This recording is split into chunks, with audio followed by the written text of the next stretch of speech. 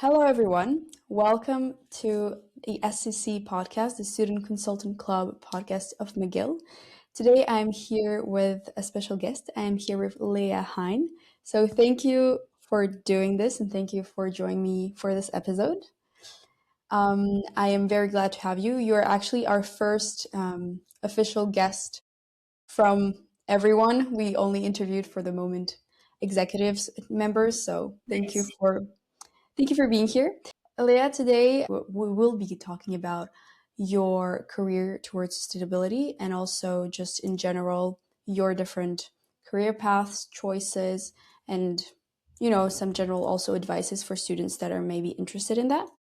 So sustainability is a very, very broad subject. We all know about this, we all hear this word, but when we think about sustainability, a lot of people I know that are think about emissions or carbon footprint or all these numbers, but what are behind the numbers? This is another question.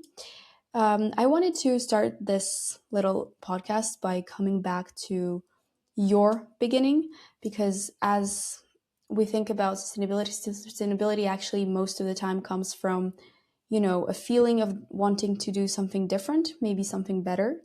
And for you, you have an interesting, childhood because you were shaped by sailing, I believe.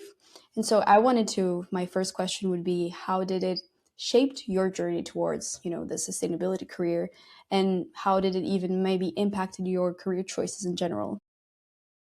Yeah, very good question. I think everything comes back to that. Like my background, my education, Yeah. how I grew up. So for the context, I grew up sailing around the world with my family from age 4 or 5. It's always a question in my family, but let's say 5. Up to 18. So it was around like 13 years of sailing around the world with my parents on a sailboat. It was an incredible experience, and every time I talk about it, I feel like it's another life, and it's not my life, but um, it's um, it's been really nice. And I sailed through the Mediterranean and then up to North Africa, then South America, Caribbean, Central America, back to Wow. South America, and then Polynesia, where I finished my secondary school, and then I came to Canada to work, study, etc. Wow. That Yeah, is crazy. yeah.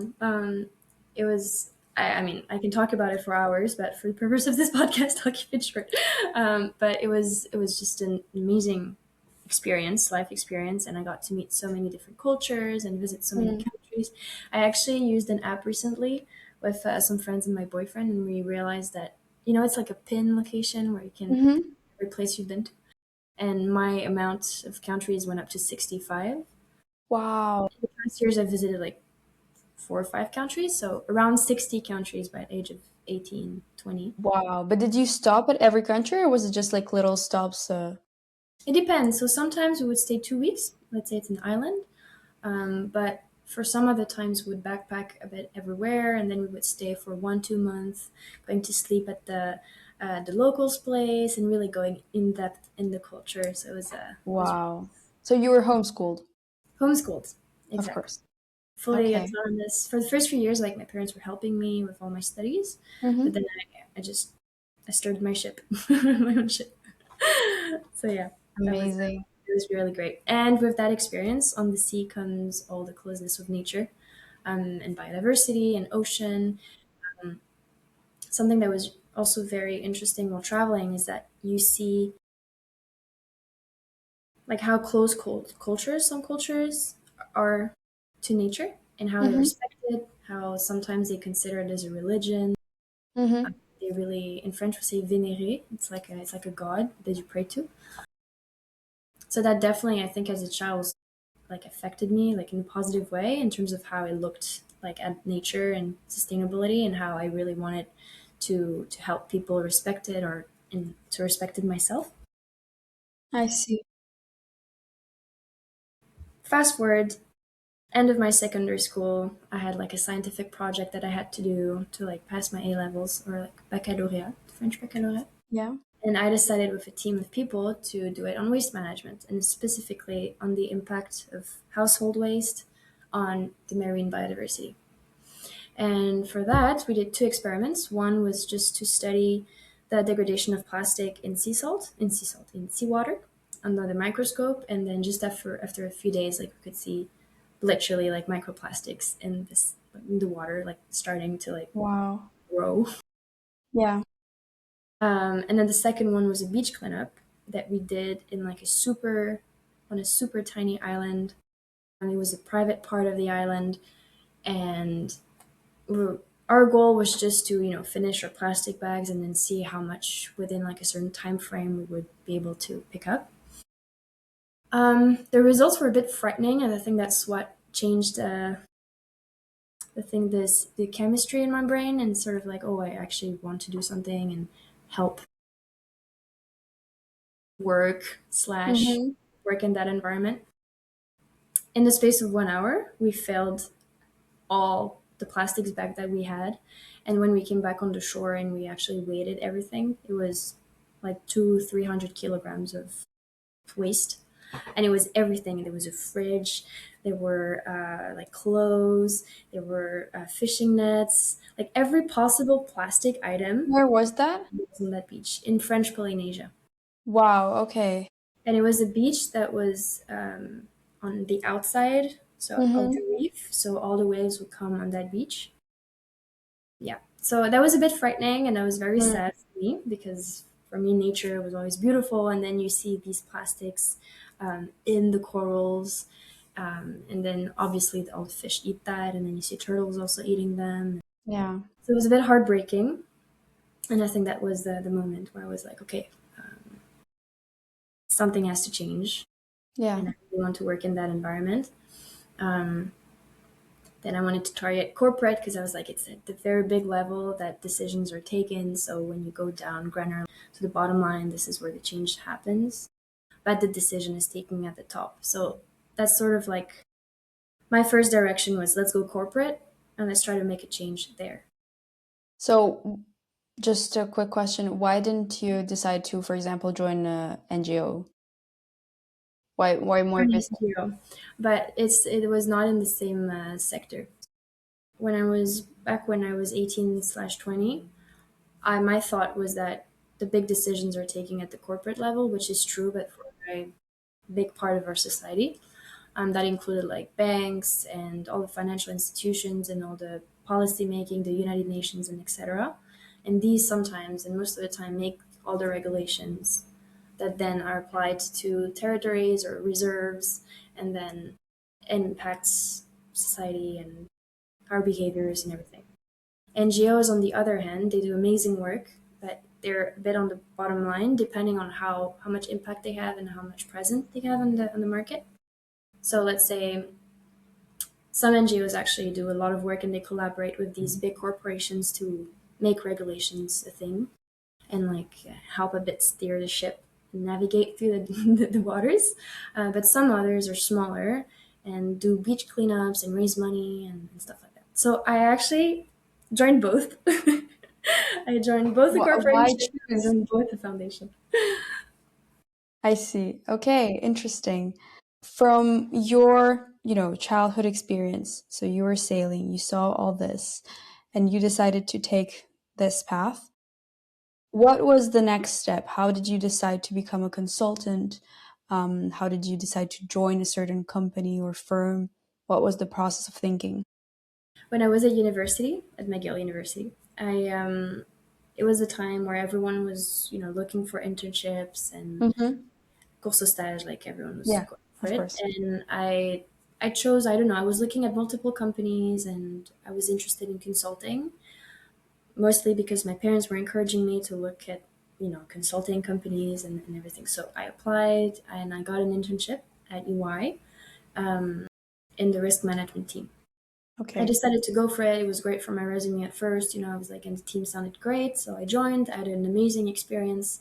And I had this full time return offer, which I signed after a few months of deliberation. But I signed it and I was like, okay, like it's going to be a fun experience and I'm going to learn a lot. But at the same time, I had competing offers, whether because I had joined like a climate tech fund which was Okay. very interesting. And then I was also working, and I'm still working there, at the Prince Albert II of Monaco Foundation, which we can talk about a bit like later. Yes, we will. Um, but I decided to still go with consulting because it's very general. Like when you start, like you touch Hmm. upon a lot of subjects, you get to work with a lot of clients, and it gives you a lot of a huge industry, like an oversight on the industry and like the market and understanding of how a society works. And that was the thing that I really liked. I love psychology, I love neurology, I love everything about behavioral science. So it's very important for me to understand how society works. I understand like the community, how communities work, because I that's how I grew up.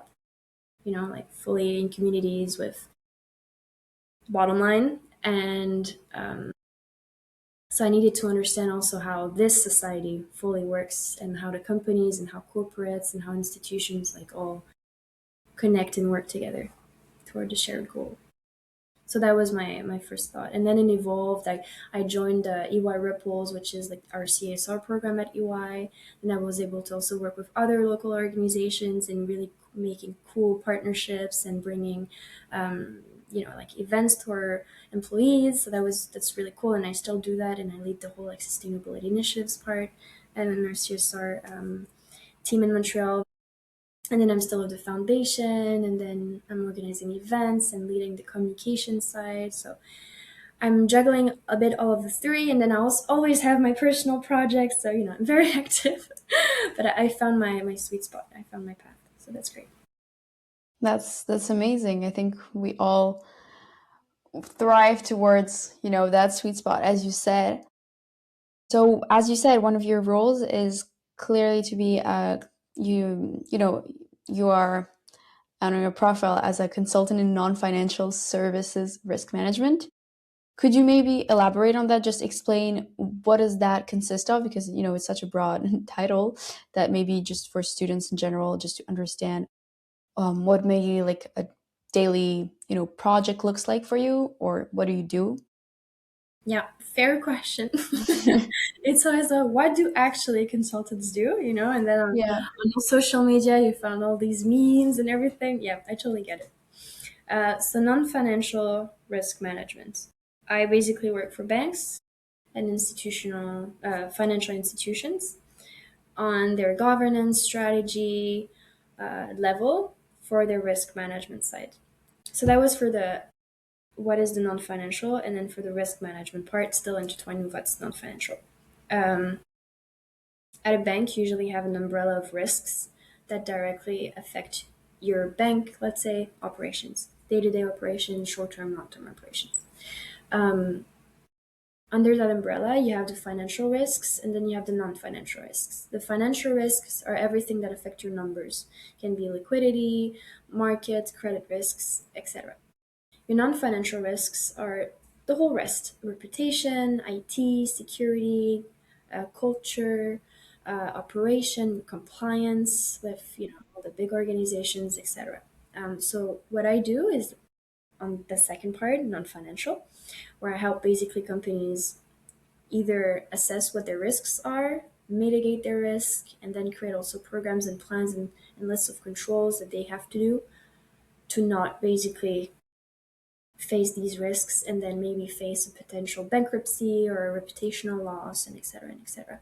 So it's very interesting because you get to work with the C level and the very the governance team, and a bit like working with them on how they can either improve or create their risk management programs. So it's very interesting. A question about that actually that just came to my mind. You have all, of course, these values because and principle, like based on how you grew up. Is it even possible? I'm asking you as a person to refuse, for example, a company because they do not respect certain beliefs or certain values, or ethically they're not the best company. Just or are you imposed, a client and you have to take it? Personally, at my consultant, like junior/senior consultant level, I'm assigned a client and then I have to help the client achieve its goal. But usually, like the type of clients that we work with are institutional, so it's like the biggest bank of Canada and also like global. So usually, like they come with their reputation, and it's a positive one, and blah blah. But let's say at EY, we have a very strict due diligence process that each of our clients go through, and it's a whole system, and it takes a few weeks, and just to make sure that the client that we work with is solid, is like has a good image, a good reputation, and that just in general they won't affect our business. In general, that's how big fours and big organizations how they work. I see. Okay, thank you for that. You're- So now targeting a little bit your other role, because as you said there, you chose both paths. Can you explain now what is the Foundation Prince Albert II of Monaco, and how did, this project even come to life? What is this project about? yeah, with pleasure. So, the foundation is a global international NGO that's based in the Principality of Monaco, and it mainly focuses on supporting environmental initiatives for biodiversity conservation. So, if that comes like all initiatives such as like supporting scientists to make their scientific project and research come to life, but also, you know, raising awareness for that, like let's say I don't know, belugas in the Arctic, or supporting conferences and youth education towards like XYZ biodiversity conservation topic. Um, we work with a lot of scientists, we work with a lot of organizations, and a lot of funds too to make these projects come to life. I think in the past, so it was founded in 2008 by the Prince Albert II of Monaco. And since that time, we have raised, because we all only work with donations, we have raised a minimum 120 million euros and Wow. invested in over 800 projects. So it's very exciting, and I So feel what very, is your role there? yeah. So I work for the Canadian branch. The Okay. Canadian branch was created just after 2006 8, and it focuses on the Canadian Arctic and subarctic. So we do accept project for whole Canada, but historically our projects have been very focused on the Arctic, and we share the same mission. So it's really supporting scientists and working with local communities and achieving certain biodiversity conservation goals, and supporting them in the project. And in that role and that branch, my role is I lead all the marketing and strategy initiatives. How do you balance the two roles? Doesn't it get overwhelming with having so much everywhere? It's honestly, there's one, the most important keyword is time management. Yeah. You do not know how to manage your agenda. It can go in so many different ways, and then you can panic very easily or like get overwhelmed and blah blah. So with experience, I've learned to really manage my agenda almost by the minute, and then you have to really respect your agenda, because if not, you keep procrastinating, and Yeah. then 2 months after you're like, oh, I actually needed to do that like yesterday. So time management is very important, and it also makes you like very accountable and very like disciplined. While talking about discipline, talking about, all these different things, Leah, you're also a mentor, which is another role. And I wanted to touch upon a little bit of that as well, just to understand, how did you decide to become a mentor? Also, from what moment can somebody become a mentor? Because, at what point can we say that we can mentor someone else? And just in general, maybe did you have a mentor in life, and how did that impacted you? My biggest mentors were my parents. Beautiful answer. They taught me like Yeah. most of what I know today, not only by my education, but by also in allowing me and giving me the chance to see like a world while traveling and sailing, Then when I came to Canada, there was this distance. Like my parents stayed in Europe and I came to Canada, so I had to be a bit more creative, and they were still there for me. But I became really close with some people that had like a lot of experience, and also where I really wanted to go in life. So I just became closer to that person, and they naturally became my mentor. It was not really like a request, or I didn't join the Mm, program specifically. yeah. It just became, it was natural. I did join a program one day. I think it was with 10,000 Coffees, 10,000 Oh, Coffees at McGill. They have like a yeah, yeah, I see. matchmaking program where they put like a mentor and a mentee together, basically a McGill alum and a student. And I did that, and I met like a CEO of a solar energy company, and and he became my mentor, and we actually became friends. And he really helped me also. Oh, I remember, that's true. He helped me choose my final concentrations and majors and Oh, minors, and okay. he helped me like What navigate were your final concentration actually? I didn't even ask. it. So I ended up doing general management as major, Yes. and then I had three concentrations. I had Okay. sustainability management, IT management, and entrepreneurship. So yeah, mentors, I think they just happen naturally. Either you ask one, I've never really asked one person like, "Oh, do you want to be my mentor?" I Really see. went You just just ask for an naturally. advice and then yeah. And sometimes you meet a stranger in the street, and then they will teach you like the best like thing you've ever heard in your life. But it's a Mm-hmm. stranger. That's true. People will always have something to teach you, even if it's words. Like they will teach you like patience and having fun and laughing at anything. So it's every person and age has something to teach you. So I don't think it's linked to an age. It's very much the experience, and that comes to your second part of the question. I think if you Yes. have an experience to share, you can be a mentor for another person that wants to have a similar experience than you had. It's like, oh, I would love to, I don't know, make a flower bouquet. I'm going to go to the florist and ask the florist, hey, can you teach me how to do a flower bouquet? And that person becomes my specific mentor in flower bouquets. So it's very much experience specific, I would say. However, there are some mentors who are a bit like gurus, like masters. Yes. They have so much accumulated experience that they can become a bit like life coaches that provide you with advice in multiple facets of your life. And these become like a bit different and a bit bigger, and these you have to really like go and find them. But once you do, and once it's made naturally, then it's beautiful, beautiful. Beautiful, beautiful. And so how did you decide to join, to become a mentor? It I don't know. It just happened naturally. I mentor to my friends. Mentor is actually a very vague word. Does mentoring means that it's like a contract signing, that is, it's like you're matched to someone? Is it just someone that gives advice? Is it someone that follows another person like very closely and like really helps that person like I don't know, reach a goal? I know I'm a mentor and an advisor to like organizations, and I help them with any questions they have, and I help them grow.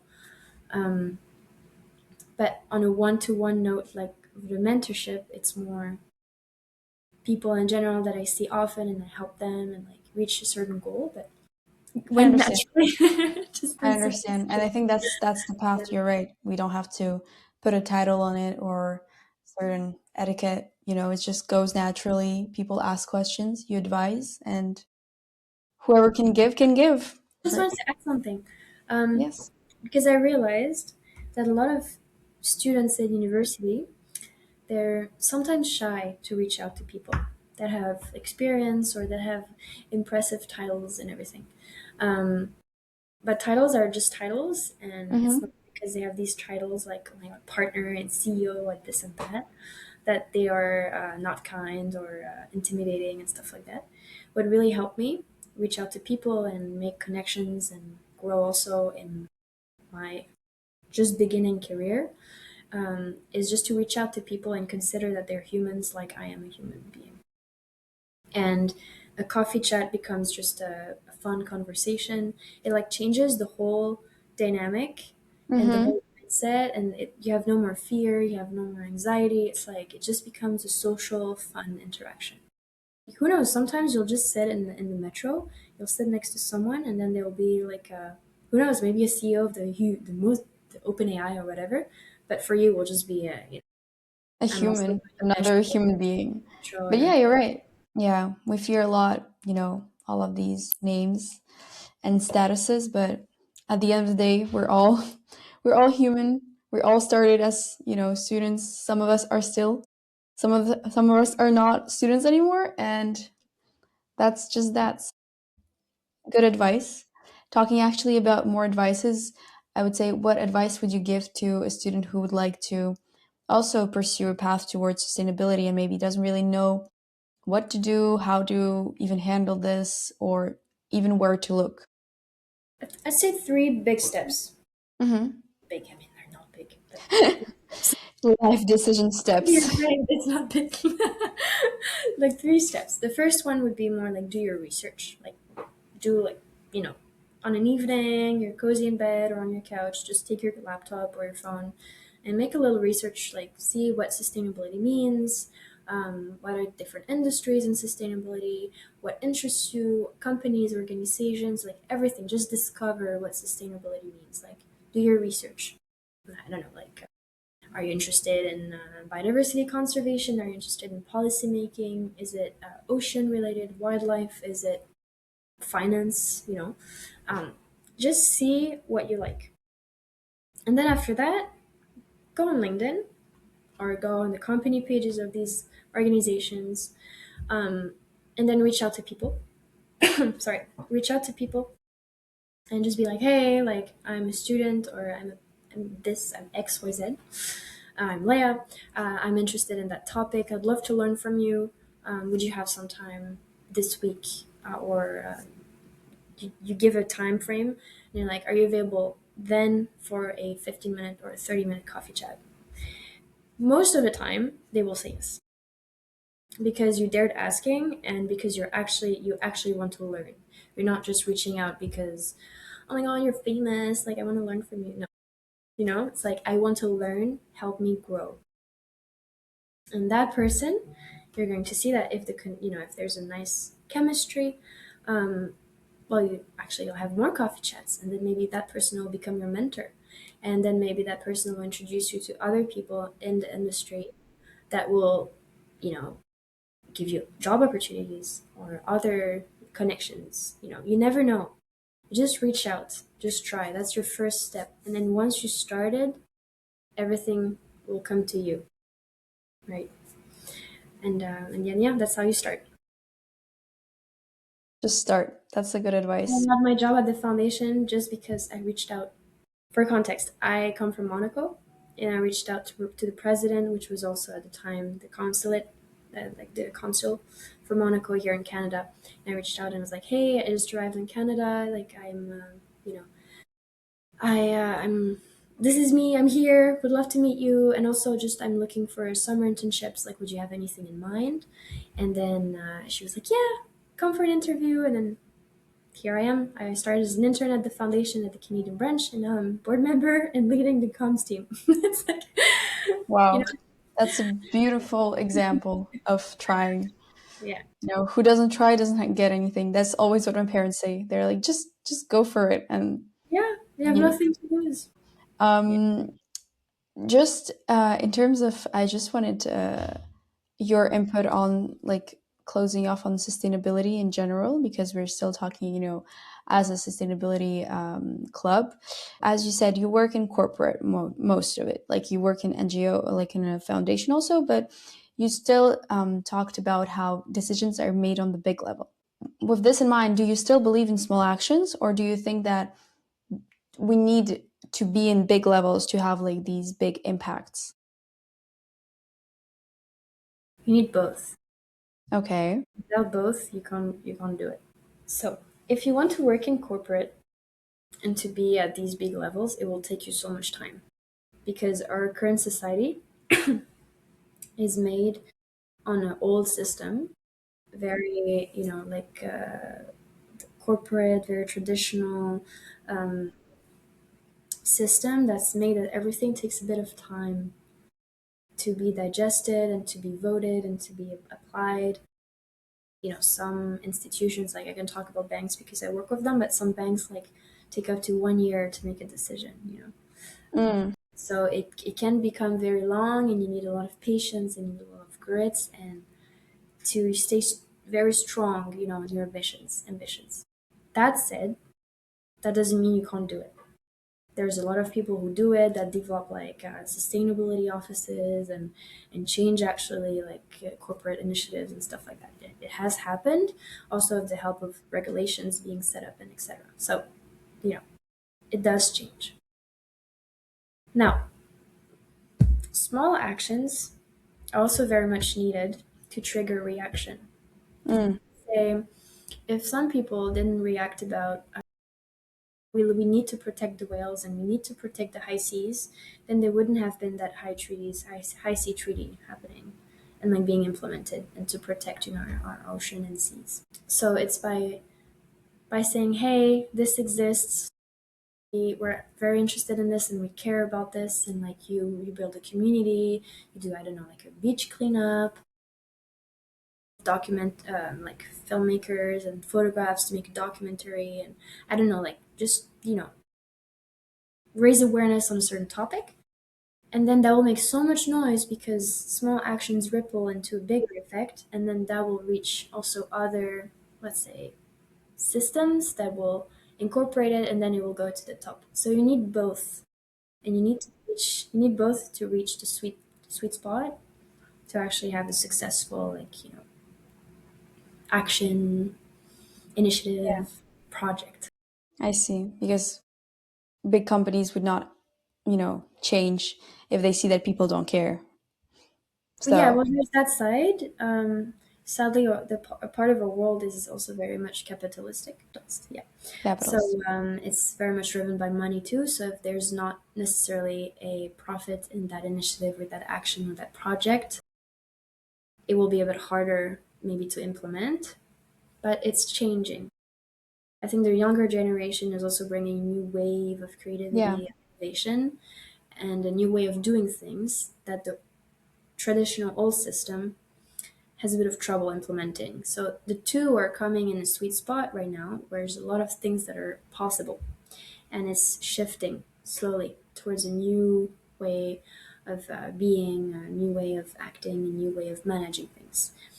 Obviously, the inspiration is still in the old, like in the old one, but that's normal because we have it will experience. take time. It will take time, but it's Yeah, still changing. So, yeah, and the combination of the two is what will make it work. perfect. Let's hope that it works as quick as possible. Thank you for all of these insights and answers. First of all, just before closing off questions, would you like to add something maybe that you think is important and maybe I didn't ask, or, just things that you would like to say to students? I'm just going to repeat one thing that we did and that really helped me in the past few years is to not be afraid to do something. Me too. Sometimes I'm a bit like I'm overthink and I'm like, oh, is this a good idea? I'm scared. Should I do this? Maybe it's not a good idea. But no, honestly, Yeah. just do it. Just try. Start small, but one step after the other, and then you go up and up and up, and then just try and start, and then you'll see where it takes you. And then maybe imagine if you didn't start and if you didn't send that first message or if you didn't try even going that direction, how would you even know if it's the right direction for you if you didn't start and try going that way? you know Life is not a straight line. It's like this. you know And sometimes like this, and then go back like this. exactly. you just Oh, have to yeah, you just have for to do sure. it. What are you No, waiting for? yeah, So yeah, agree. 100% agree. that's a good mindset to have. Yes. And so, closing off, my little questions would be, what's the worst advice you've ever received? Because we often talk about the best, but the best are often very similar. So, I was just curious about knowing what to not do. To be honest, I've received a lot of good advice, You can especially say one good if you don't have bad in mind. If if you were lucky enough to be surrounded by good people and you have a good advice to share, please do. I will actually. There was one really not good advice that I got like a few. years ago. But it really struck me because now I look back on it and I'm like, wow, like crazy. Like I'm so proud, you know. Back when I was finishing high school, some people that were close to me really did not recommend me to go to Canada and to like Mm, pursue that. You know, they were like, no, you need to go to France. Like, we have the best schools over there, which is true. We have good schools, but that's not what I. And I really didn't want to go study to in Europe or into France, and it was really not. It was not going. I still went to Canada. I followed other people's advice that all recommended me to go to Canada and all to go to Montreal and McGill University because it was so fun and international, which is so true. And I'm so happy I followed their advice. And yay, go McGill. so many people recommended me to really know, like, what is your heart telling you? You don't want to go to France. Okay, don't go to France. Go somewhere else. I looked in other countries too. I all missed their admission like deadlines. That point aside, I still went to Canada and I'm really proud because I followed what I wanted. I followed what my heart was telling me and my intuition. And at the end of the day, I followed my path, not theirs. The moral of that story is even if people like, sometimes people will advise you something that either they're afraid of, you know? Yeah, Maybe they were afraid, they were like saying, "Oh, if it was me, I would never want to go to another country," or yeah. "It's scary and everything." Well, that's their story, that's their life. But my life is different, and maybe I want different things, and that's okay. But I'm not going to listen to their advice. I'm just going to follow what I want. It's also very important because I think that some young people, um, they don't really know what to choose. Personally, I was very much following my parents' advice, which is normal, and I still do. It's so normal. I was also very young. But when it's like friends, when it's like some family members, when it's some, like, I don't know, like a high school boyfriend or, you know, like stuff like that, Mm, maybe it's better to listen to your own advice and to your own heart and where actually you want to go in life. I understand. I got similar things. When I said that I wanted to go to Canada, people were like, no, why? Stop. And it's the same thing as you said. People project their own fears on you, and people sometimes think they know what's best for you when they don't. I mean, you know yourself best, so just Exactly. I You summarized it perfectly. yeah, Yeah. listen to yourself, guys. Um, so another closing off question would be, what is a question that you wish people would ask you more about, that you think that there's is often overlooked? When you have coffee chats with people and or you're a panelist to an event and stuff like that, or a keynote speaker or whatever. Like when people ask about your life, they usually ask about your achievements, about your Mhm. past experiences, about where you're currently at, what it looks like. I don't know. Oh, what does consulting look like? And what does I don't know. You won an award? Congratulations! What did you do for it? Blah blah blah. You know. Um, the important thing is, yes, that's good to learn from past experiences, but it's more important, I believe, to also from the past experiences that you have and the grounding of the present moment to anticipate what comes next, or like to anticipate the future and prepare next steps. Um, because if you keep looking in the past and in the present, how can you effectively, sorry, how can you effectively reach your goal in a focused manner? I see.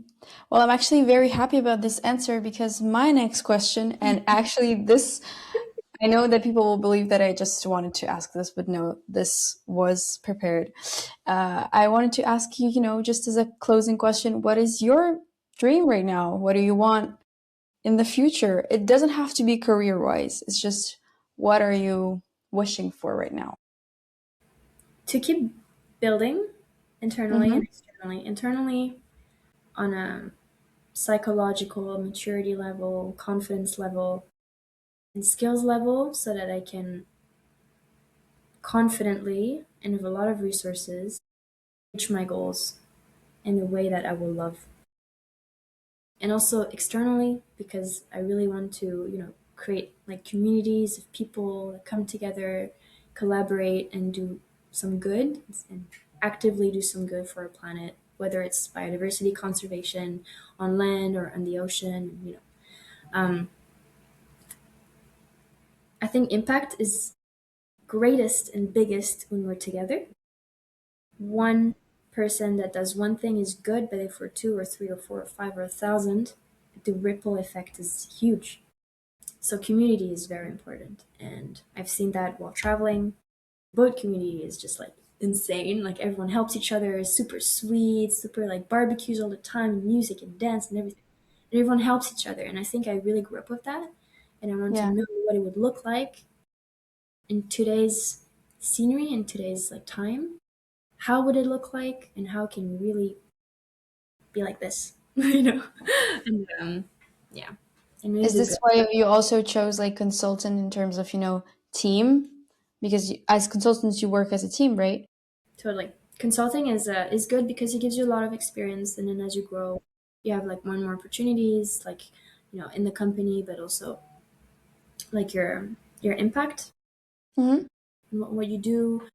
Personally, I also work in the CSR program, so the more and more like time flies by, the more responsibility I have. But for me, it's not only just the title; it's more what I can do with that responsibility. It's bring people together for for positive impact and effect. So that's more what matters to me. That's beautiful. That's a beautiful goal. I wish you all the best for your future achievements, but you're already doing amazing. Thank you for your time. Thank you for answering all of these questions. Thank you. It was very, very interesting. And I think that it can help a lot of people also, in general, to understand different ways of having impact, as you said. It's even not so much about sustainability or not sustainability, or it's just how can a person do what they love and at the same time bring people together and at the same time, follow some values and principles. So, I think as you said, you have found a good sweet spot, and it can only be an example for many more students. So, thank you for that. Thank you for having me and great questions. I love them. Yes, I will link your contact information in the podcast so that if people have questions, um, they Yeah, can of email course. Reach you, out. message you on LinkedIn, have a coffee chat. Yes, that'll And be yes, thank you everyone for listening. This was SCC's podcast, and I wish you all, as Leia said, just to try, just go for it, and you never know what's going to happen. So, yes, thank you everyone.